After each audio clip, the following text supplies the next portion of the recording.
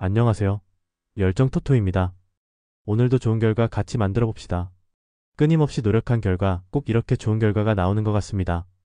함께 믿고 응원해주신 분들도 감사하며 오늘 분석도 열정적으로 시작하겠습니다. 여러분들의 구독과 좋아요는 큰 힘이 됩니다. 첫 번째 아랍에미리트 이라크입니다. 홈팀 아랍에미리트는 4-4-2 포메이션으로 홈에 이점을 갖지만 공격 템포가 전반적으로 무겁습니다. 카이오 카네두는 볼을 잡고 드리블을 시도하지만 주변 지원이 늦어 고립되는 경우가 잦습니다. 수하일은 측면 돌파 후 크로스를 시도하지만 박스 안 결정력이 떨어져 위협 장면으로 이어지지 않습니다. 알가사니는 제공권 싸움에서 강점을 보이지만 세컨드볼 반응이 늦고 문전 세밀함이 부족합니다. 팀 전체적으로 전방 압박은 있으나 역습 전환 시 템포가 느리고 공격 패턴이 단조롭습니다. 중원은 수비 지원이 많아 전진 패스 비율이 낮으며 공격 연결 흐름이 끊기기 쉽습니다. 그래서 경기 내내 점유율을 가져도 실제 득점으로 이어지지 않는 답답한 흐름이 예상됩니다. 원정팀 이라크 역시 4-4-2 전형으로 나서며 수비 안정에 초점을 맞춥니다. 후세인은 중원에서 볼을 전진시키지만 패스 템포가 느려 상대 압박을 넘기기 어렵습니다. 바에시는 좌우를 넓게 활용하지만 빌드업 연결 속도가 떨어져 공격 전환이 매끄럽지 않습니다. 아마리는 일선에서 포스트 플레이를 시도하지만 지원이 늦어 세컨드 찬스를 살리지 못합니다. 전방 롱볼이 많지만 2차 볼 처리 정확도가 낮아 공격 흐름이 이어지지 않습니다. 그래서 팀 전체 공격 전개는 무겁고 전반 30분 이후 체력 저하로 수비 라인이 내려앉습니다. 결국 공격보다는 수비 유지에 비중을 둔 실리적 운영이 예상됩니다. 이 경기는 양팀 모두 공격 템포 저하와 결정력 부재라는 공통 약점이 맞물려 흐름이 느릴 가능성이 높습니다. 아랍에미리트는 홈의 이점을 바탕으로 점유율을 높이겠지만 안정적 패스를 택하며 템포를 낮출 것입니다. 이라크는 중원 압박으로 버티며 역습 한두 번을 노리겠지만 전개 속도와 마무리 완성도가 아쉽습니다. 특히 양팀 모두 최근 경기에서 유효 슈팅 대비 득점률이 낮아 공격의 날카로움이 떨어집니다. 그래서 초반 실점만 막는다면 두 팀 모두 리스크를 감수하지 않는 신중한 운영이 예상됩니다. 후반으로 갈수록 체력과 집중력 저하가 동반되며 단조로운 공방이 반복될 전망입니다. 결국 결정력보다는 수비 집중력 싸움으로 경기가 귀결될 가능성이 높습니다. 두 번째 아르메니아 헝가리입니다. 홈팀 아르메니아는 4-3-2-1 전형을 유지하며 수비 블록을 낮게 형성해 실점 최소화를 노립니다. 세비키아는 중원에서 볼 전개를 담당하지만 압박 상황에서는 전환 속도가 늦습니다. 샤고야는 전방에서 활발히 움직이나 뒷공간 침투 타이밍이 일정하지 않아 상대 수비를 흔드는 데 한계가 있습니다. 스페르치아는 전방 압박에 적극 참여하지만 체력 부담이 누적되며 후반에는 활동 반경이 줄어듭니다. 후반 막판에는 중원 라인이 무너지며 수비 간격이 벌어지는 문제가 자주 발생합니다. 이로 인해 상대 이선 침투와 세컨드볼 대응에서 약점이 드러나는 경우가 많습니다. 경기 초반에는 수비 집중력이 높지만 후반으로 갈수록 체력 저하로 라인 유지가 어렵습니다. 결국 수비형 미드필더 커버 범위가 좁아지고 포백 단절 장면이 자주 연출됩니다. 헝가리는 3-4-3 전형으로 전방 압박과 세컨드볼 장악에서 주도권을 확보하려 합니다. 바르가는 포스트 플레이에 능하며 등지고 볼을 받으면 팀 공격 템포가 살아납니다. 소보슬라이는 중앙에서 탈압박 후 찬스를 만들고 중거리 슈팅 감각도 날카롭습니다. 셰페르는 넓은 활동량으로 중원과 이선을 연결하며 상대 빌드업을 차단합니다. 라인 간격이 균형을 이루고 공격 전환 시 3명의 공격수가 빠르게 침투해 공간을 점유합니다. 후반부에는 상대 체력 저하 시 소보슬라이의 볼 운반 능력이 결정적인 변수로 작용합니다. 순간 방향 전환과 킥 정확도로 상대 수비 간격을 흔들며 득점 찬스를 만듭니다. 체력 유지력과 전술 집중력 모두 헝가리가 아르메니아보다 우위에 있습니다. 이 경기는 체력 유지력과 후반 집중력에서 승부가 갈릴 전망입니다. 아르메니아는 초반 안정적으로 수비 라인을 구축하지만 시간이 지나면 간격이 벌어집니다. 세컨드 커버가 느려지며 후반 실점 위험이 증가할 가능성이 높습니다. 반면 헝가리는 중원 장악력과 공격 전환 속도에서 우위를 점할 것입니다. 소보슬라이는 후반 막판에도 활발한 움직임으로 결정적 찬스를 만들 가능성이 높습니다. 셰페르가 이선 압박으로 상대 빌드업을 차단하며 아르메니아 수비를 밀어붙입니다. 체력적으로 흔들리는 아르메니아는 세트피스 수비에서도 집중력이 떨어집니다. 결국 헝가리가 후반 중반 이후 경기 흐름을 지배하며 소보슬라이의 한 방으로 승부를 가져올 전망입니다. 세 번째 아제르바이잔 아이슬란드입니다. 홈팀 아제르바이잔은 4-4-2 포메이션을 유지하지만 수비 전환 과정에서 미드필더 복귀가 늦습니다. 특히 세컨드 지역 대응이 불안정해 상대 전진 패스에 쉽게 주도권을 내줍니다. 엠렐리는 전방에서 피지컬을 활용하지만 지원이 늦어 고립되는 경우가 잦습니다. 누리 F는 측면 돌파와 커팅 능력이 뛰어나지만 수비 가담이 느려 밸런스가 깨집니다. 마흐무도프는 중원에서 전개를 조율하지만 압박 상황에서 패스 선택이 불안정합니다. 결국 라인 간격이 벌어지며 상대에게 하프 스페이스 침투를 허용하는 장면이 자주 발생합니다. 홈 경기에서도 후방 라인 정렬이 매끄럽지 않아 경기 후반 수비 부담이 커집니다. 한번 리듬이 끊기면 팀 전체가 전환 타이밍을 잃고 주도권 회복이 어렵습니다. 원정팀 아이슬란드는 4-3-3 포메이션으로 중원 압박과 세컨드볼 장악에서 강점을 보입니다. 하랄손은 팀 템포를 주도하며 세컨드 지역을 빠르게 점령해 전환 방향을 만들어냅니다. 그가 볼을 잡는 순간 구두 욘센이 전방에서 움직이며 하프 스페이스를 열어주고 구드문드손이 침투합니다. 이 연계 구조 덕분에 공격 전개가 끊기지 않고 상대 진영에서 지속적 압박이 가능합니다. 중원은 하랄손을 중심으로 트라이앵글을 형성하며 짧은 패스로 공간을 압축합니다. 측면 크로스 타이밍이 날카롭고 세컨드볼을 통해 2차 공격까지 이어지는 집중력이 높습니다. 하랄손의 볼 간수 능력은 전환 안정성을 보장하며 박스 근처에서 유효 슈팅 찬스를 만듭니다. 후반으로 갈수록 전개 속도가 빨라지며 체력 우위 아이슬란드가 주도권을 가져올 가능성이 높습니다. 이 경기는 세컨드볼 경합과 중원 템포 조율에서 승부가 갈릴 전망입니다. 아제르바이잔은 수비 전환이 느려 세컨드 지역을 비워주고 아이슬란드가 이를 공략할 가능성이 높습니다. 아이슬란드는 중원 압박으로 상대 빌드업을 차단하며 빠른 전환으로 전방 구드 욘센과 구드문드손을 활용합니다. 아제르바이잔이 수비 간격을 좁히지 못하면 하랄손 전진 패스 한 번에 박스 앞 공간이 열립니다. 결국 경기 후반으로 갈수록 아이슬란드 체력과 전술 완성도가 빛을 발할 가능성이 큽니다. 공격 전개와 수비 리턴 모두에서 아이슬란드가 한 수위의 경기력을 보여줄 전망입니다. 이런 분들 꼭 말 걸어주세요. 영상에 보이는 거와 같이 4가지 중 한 가지라도 해당되면 힘드실 수도 있으니 부담 갖지 마시고 아래 고정 댓글로 말 걸어주시면 됩니다. 웃으면서 재밌게 배팅합시다. 네 번째 노르웨이 에스토니아입니다. 홈팀 노르웨이는 4-3-3 전형으로 공격 템포를 빠르게 조율하며 웨데가르드를 중심으로 전개 속도가 돋보입니다. 홀란드는 문전 마무리뿐 아니라 상대 수비를 끌어내 공간을 창출합니다. 슈엘데루프는 좌측 하프 스페이스를 적극 파고들며 컷백 타이밍에서 정확한 패스를 연결합니다. 웨데가르드는 볼을 받는 순간 공격 템포를 끌어올리며 중원에서부터 리듬을 주도합니다. 이 팀의 특징은 빌드업 후 전방으로 빠른 패스 타이밍을 유지하는 점입니다. 라인 간격이 촘촘해 전진 연결이 끊기지 않고 하프라인 이탈 압박도 깔끔합니다. 상대 수비가 라인을 내리면 홀란드와 윙어들이 공간을 빠르게 침투해 무너뜨립니다. 웨데가르드의 시야와 타이밍 감각이 절정이라 세컨드 찬스 상황에서도 공격이 끊기지 않습니다. 전술적 완성도와 공격 템포 모두 이번 경기에서도 강하게 드러날 전망입니다. 원정팀 에스토니아는 4-2-3-1 전형으로 안정적 형태를 유지하려 하지만 공격 전개 속도가 느립니다.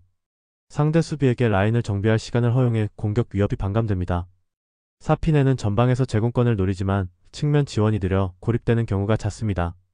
카이트는 공격 전환 타이밍을 자주 놓치며 박스 근처 패스 연결이 원활하지 않습니다. 팔루메츠가 중원에서 템포를 조율하지만 전방 결정적 패스가 적어 공격이 단조롭습니다. 노르웨이 압박이 가해지면 볼 소유조차 어렵고 후방 빌드업이 끊기기 쉽습니다. 공격 진영에서 패스가 끊기면 역습 장면이 자주 나오고 수비 라인이 쉽게 무너질 수 있습니다. 템포 변화가 거의 없어 상대가 속도를 높이면 수비 조직이 견디기 어렵습니다. 이 경기는 전개 템포와 전환 속도에서 이미 균형이 깨져 있습니다. 노르웨이는 웨데가르드 시야를 중심으로 빠른 템포 전진 패스를 이어 공격 리듬을 완벽히 조율합니다. 반면 에스토니아는 전개 속도가 느려 상대에게 수비 정비 시간을 허용하며 찬스를 만들 여유를 주지 않습니다. 노르웨이가 전방 압박과 템포 조절을 수행하면 에스토니아는 빌드업조차 이어가기 힘듭니다. 경기 초반부터 노르웨이가 점유율을 확보하고 하프라인 위에서 상대 수비 라인을 강하게 압박할 전망입니다. 홀란드 움직임에 맞춰 슈엘데루프가 측면 연속 침투를 가져가면 박스 근처 수비 라인이 무너질 가능성이 높습니다. 결국 에스토니아는 수비 집중력을 유지하지 못하고 노르웨이 빠른 템포 공격에 휘말릴 것입니다. 다섯 번째 몰도바 이탈리아입니다. 홈팀 몰도바는 3-4-3 전형을 가동하지만 중원 탈압박 과정이 단조롭습니다. 니콜라에스쿠는 전방에서 포스트 플레이로 버티지만 지원 라인 움직임이 늦어 세컨드 찬스로 이어지지 않습니다. 포스톨라키는 측면 크로스 타이밍을 자주 놓치며 박스 근처 마무리도 불안정합니다.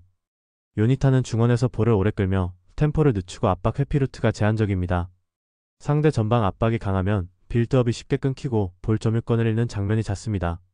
300 수비 라인 간격이 일정하지 않아 중앙 공간이 열리고 중원과 간격이 벌어지는 장면이 많습니다.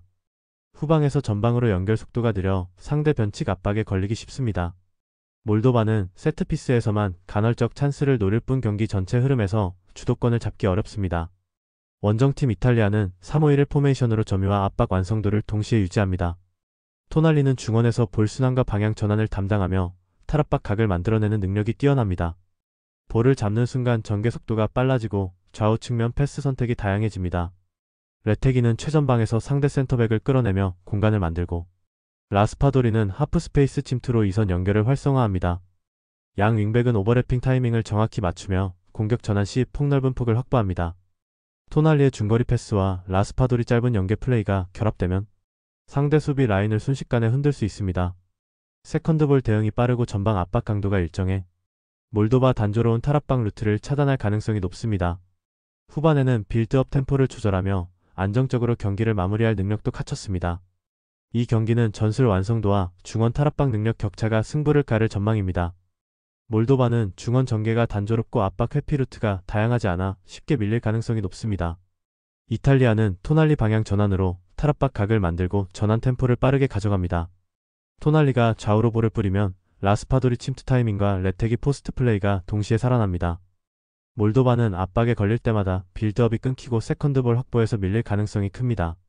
반면 이탈리아는 볼 점유율로 상대 진영을 장악하며 후방부터 조직적 전개를 이어갈 것입니다. 경기 중반 이후 토날리가 템포를 낮추며 리듬을 안정시키고 측면 전개로 추가 득점을 노릴 가능성이 있습니다. 몰도바 수비 블록은 체력 저하와 간격 붕괴로 후반부에 흔들릴 전망입니다. 결국 이탈리아가 압박과 템포 조절로 경기를 주도하며 토날리 전환 패스와 라스파도리 침투가 득점 핵심이 될 것입니다. 6번째 안도라 알바니아입니다. 홈팀 안도라는 4-4-2 전형으로 강한 전방 압박을 시도하지만 뒷라인 커버가 느립니다. 라인 간격이 벌어지는 구간에서 세컨드 라인이 비며 중원 공간이 쉽게 노출됩니다. 로드리고 타피아는 전방에서 활발히 움직이지만 수비 전환 시 복귀 속도가 늦습니다. 발레스는 폭넓은 활동량을 보이지만 측면 커버 타이밍이 일정하지 않아 공간을 자주 내줍니다. 가르시아는 빌드업 시 안정적이지만 압박을 받으면 탈압박 능력이 부족해 실수가 잦습니다. 볼 순환 템포가 끊기고 전방 압박이 실패하면 곧바로 역습이기를 맞습니다. 수비 블록이 완전히 정비되지 않은 상태에서 압박을 시도해 후반으로 갈수록 간격 유지가 어렵습니다. 결국 체력 저하가 누적되면 수비 라인이 무너질 가능성이 큽니다. 원정팀 알바니아는 4-3-3 전형으로 짜임새 있는 전개와 빠른 전환이 강점입니다. 브로야는 박스 안에서 방향 전환이 날카롭고 순간 움직임으로 수비를 끌어냅니다. 아사니는 빠른 스피드와 돌파력으로 측면을 공략하며 크로스 정확도도 높습니다. 바이라미는 중거리 슈팅 감각이 뛰어나 하프 스페이스에서 공격 템포를 주도합니다. 핵심은 템포 전환으로 공을 탈취하면 즉시 전방으로 연결하고 세컨드 라인 점유를 확대합니다. 브로야가 수비를 끌어내면 아사니와 바이라미가 공간을 침투해 결정적 찬스를 만듭니다. 안도라 느린 커버라인을 상대로 빠른 템포 공격이 효과적이며 수비에서도 라인을 높게 유지합니다. 중거리 슈팅 한 방으로 흐름을 바꾸며 공격 압박을 이어갈 가능성이 높습니다. 이 경기는 전환 속도와 세컨드 라인 커버력의 싸움입니다. 안도라는 전방 압박으로 경기를 주도하려 하지만 라인 뒷공간이 쉽게 노출됩니다. 라인 간격이 벌어지면 상대가 하프 스페이스를 점유하고 중거리 슈팅까지 허용하는 구조입니다. 반면 알바니아는 브로야 움직임과 바이라미 중거리 능력으로 경기 템포를 주도할 것입니다.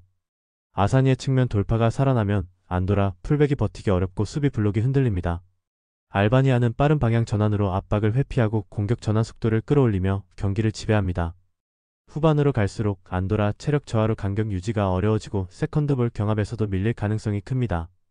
결국 경기 후반 알바니아가 중원과 측면에서 압박을 주도하며 득점 찬스를 만들어낼 전망입니다. 전술 완성도, 체력, 템포 조절 능력 모두 알바니아가 한 단계 위이며 승리를 가져갈 가능성이 높습니다. 7번째 프랑스 우크라이나입니다. 홈팀 프랑스는 4-2-3-1 포메이션으로 전방에서 튀랑이 폭발적인 스프린트와 침투로 상대 수비 라인을 흔듭니다. 라비오는 중원에서 템포를 조율하며 좌우폭을 넓히는 패스 전환으로 경기 리듬을 주도합니다. 세르키는 하프 스페이스에서 볼을 잡는 순간 즉각 방향 전환으로 수비를 끌어내 공격 무게 중심을 바꿉니다. 프랑스는 빠른 템포로 경기 흐름을 바꾸며 전환 순간 상대 수비 밸런스를 무너뜨립니다. 후방 빌드업 구간에서도 수비진이 넓게 퍼지며 라비오를 중심으로 전환 플레이가 정교하게 이루어집니다. 세르키가 반대편 공간으로 볼을 전환할 때 상대 풀백 위치가 어긋나는 순간을 놓치지 않습니다. 이 구조 덕분에 공격 전개 템포가 자연스럽고 세컨드볼 회수 이후에도 안정적으로 공격이 이어집니다. 최근 전방 압박 강도 또한 높아져 상대 빌드업 초반부터 리듬을 끊는 장면이 자주 연출됩니다. 원정팀 우크라이나는 4-3-3 포메이션으로 공격 시 좌우 풀백이 적극 오버래핑하지만 타이밍이 일정하지 않아 수비 전환 시 공간이 노출됩니다. 카바 F는 왕성한 활동량으로 측면 전개에 기여하지만 순간 집중력 저하로 역습 시 뒷공간을 허용하기도 합니다. 주브코프는 중원에서 볼 배급을 시도하지만 전진 패스 각도가 제한적이고 압박 시 빌드업이 끊기기 쉽습니다. 미하일렌코는 전진 성향이 강하지만 수비 전환 시 복귀 속도가 늦어 프랑스 빠른 템포에 대응하기 어렵습니다. 경기 후반으로 갈수록 측면 밸런스가 무너지고 중앙 수비 간격이 벌어지는 장면이 반복됩니다. 풀백 오버래핑 타이밍이 맞지 않으면 중원 커버가 불안해지고 프랑스 전환 공격에 취약해집니다.